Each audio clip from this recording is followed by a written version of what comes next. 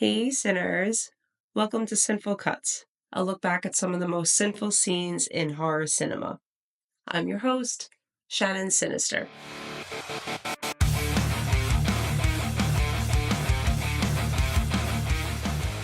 Today we are looking back at a film now celebrating 25 years, and that is 2000's Final Destination. I got this feeling. This weird feeling. The cabin starts to shake, right? And the left side blows up, and then the whole plane just explodes. The plane's gonna explode! It's not a joke! It's not a joke! We get thrown off the plane all because Brownie has a bad dream? I saw it. The plane! It's gonna blow up! It's gonna blow up! 287 passengers are feared dead. In death, there are no accidents. No coincidences. And no escapes. What if there is a design, then it's not finished?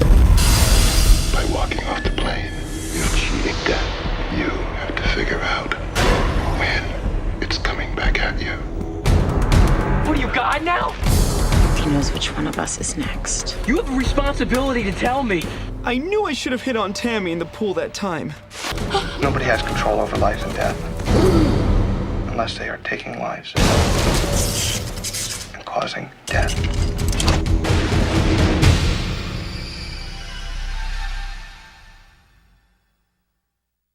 Now, can you promise me that no one else is going to die?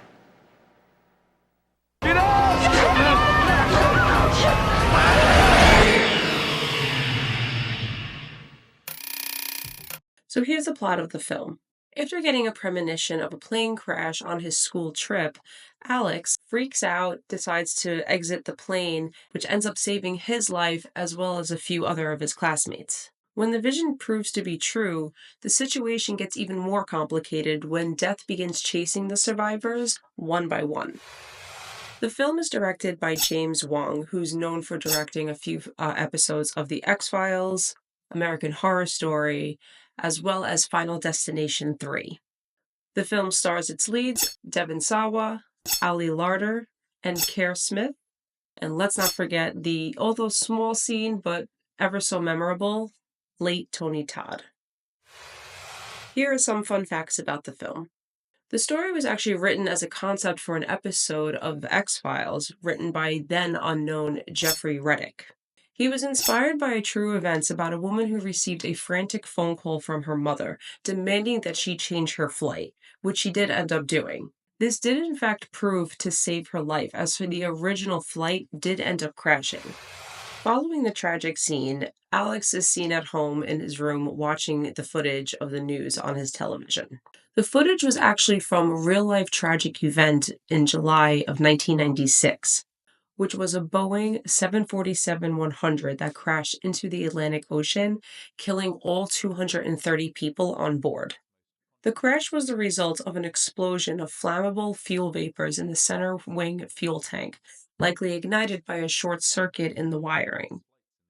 The original ending was supposed to kill off Alex while he was saving Clear, and eventually cuts to her giving birth to a child.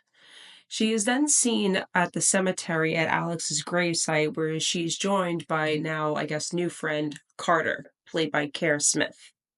After test screenings revealed this to be an unpopular choice, cast and crew went back in to reshoot, giving the more sinister and tragic ending that has stayed with us for the entire series. So why should you watch or rewatch this film? This film has proven to be an instant classic. It came out around a time where teen slashers were popular, but it took the series and turned it on its head, giving us something new and fresh at the time.